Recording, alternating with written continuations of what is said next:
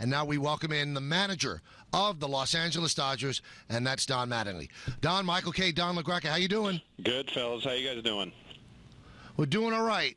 Your years with the Yankees when, they were the team that spent a lot of money and everybody expected them to win, did that prepare you for this job where you're managing a team now with the highest payroll and everybody expects the Dodgers to win? I think everything that happens to you prepares you, in some way for the next spot. New York, I think just with the media attention, having an owner like Mr. Steinbrenner and a lot of expectations around your club, most of the years, helps prepare you. But you always have to get your guys back to, let's play baseball. It doesn't matter how much our payroll looks like. We're going to have to go out here and play on the field. And a lot of times those are, a lot of names and guys that have been really well in the past, and you got to make sure that we're doing that, up to the present and trying to win games. Donnie, I was at the game on Tuesday, and Yasiel Puig is just a singular talent. He threw a ball to third base that I just haven't seen an arm like that in a long time. But, he did forget how many outs there were early in the game. There have been moments. Is he a bit of a pain in the neck to have to deal with? Not really. He's actually a good guy to deal with, and it's just part of our job. I think is helping him mature as a player. Yeah. He's a guy that plays extremely hard, plays with a ton of energy. A guy the fans love because I feel like he plays with kind of like that little league mentality. Looks like he's just having a blast playing baseball. But with that has been,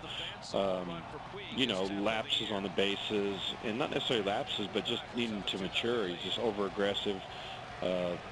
Like you said, the things, number of outs, things that could happen to anybody. But this year, his game has really went up total, to me, a few notches.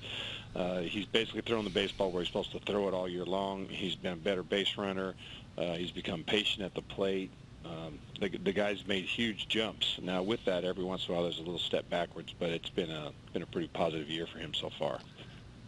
There always seems to be this cliche in sports that it's really, really hard for a great player to be a manager or a coach in basketball or hockey because they never did things wrong. And you were a great player when you played for the Yankees, and rarely did you forget how many outs there were or, throwing to the wrong base. So is it tougher, Donnie, because you played the game at such a high level to accept the mistakes and roll with them?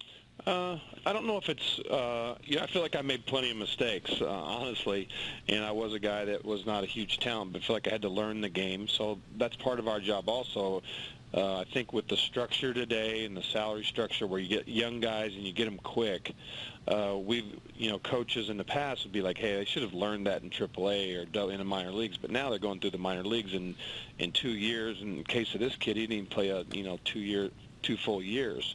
So we have to continue to teach and get guys to make sure that they're playing the game the way we feel like it should be played and keep teaching the game to get what we want.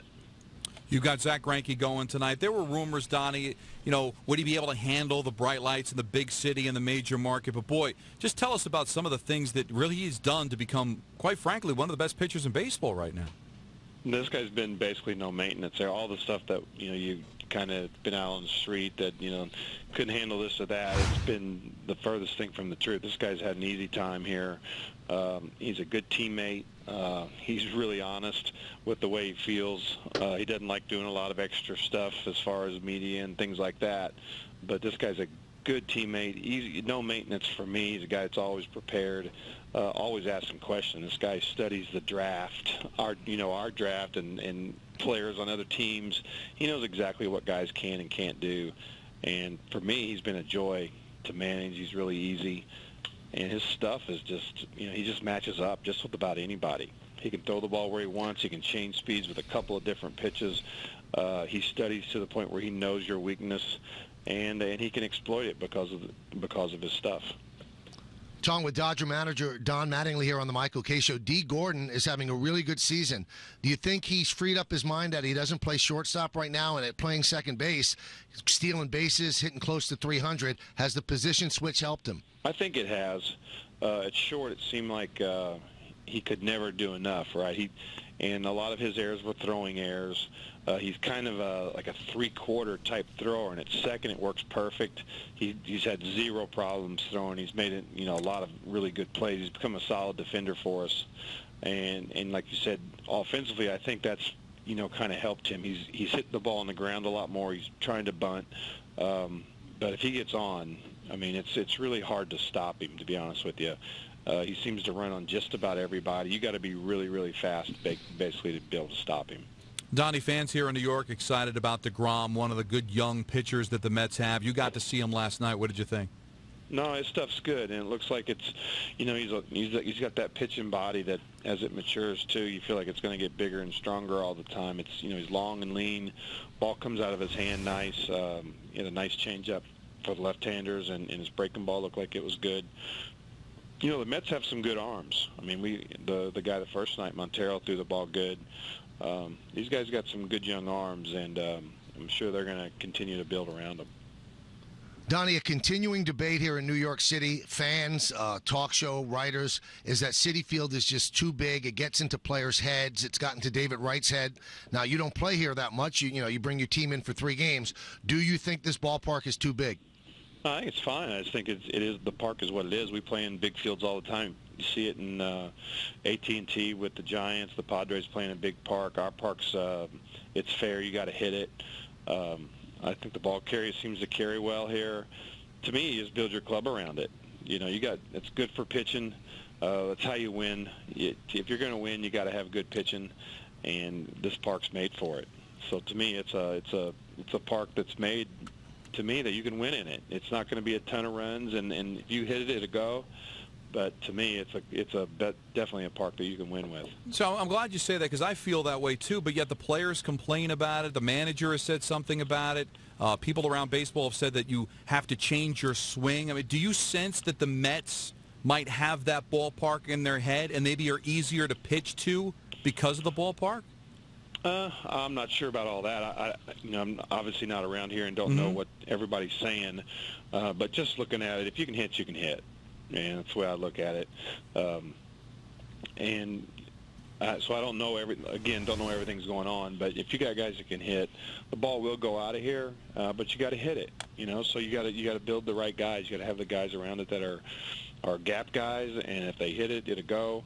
And if you get a couple guys, there's parks out there, or there's guys out there that it don't matter where you're at. They're going to hit them out of the ballpark.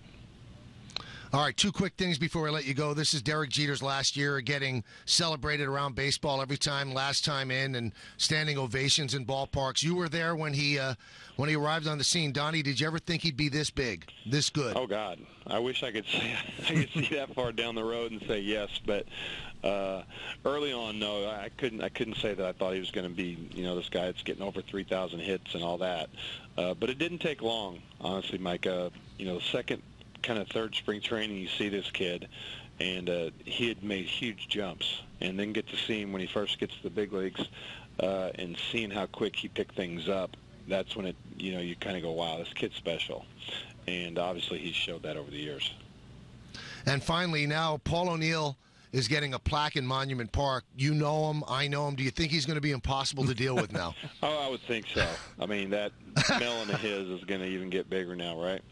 So unbelievable. No, he's one of the best teammates. You worked with him. Just an intense guy on the field, but as nice as they come off the field. And it was a pleasure for me to play with him. And you know what, guys? It's a good thing that it stays at Monument Park, because if they gave it to him, he'd probably lose it under the couch. Yeah, he'd probably leave it at the country club somewhere. I know he's there playing golf or something, playing tennis. Was it fun being on Fallon the other night? It was. It was actually, I always like doing little stupid stuff, so you get outside of your comfort zone a little bit. My wife, she likes that show, so she was encouraging me to do it. Was it fun to be reunited with your mustache? That was one of my favorite things of all time. And I think I really felt like Jimmy and I had a small moment there when he put that on me, but I don't know, maybe not. You going to bring it back, or managers can't have mustaches? Well, it's tough to bring it back because it's 3/4 white now, so I'm looking really old. I get the Lou Piniella beard. When Lou lets it go 3 days, it's all white, and that's kind of what I got going. So I try to stay away from all that white. Although just for men, Donnie, just for men. Yeah, just for men. I am over here with Keith Hernandez and the boys here at City Field. That's so, right. I mean, this could be a good place to be able to maybe be able to do that and hook on a deal or something. That's right. Make some money on the side. Donnie, always great to have you on. All right, Mike. Good to talk to you.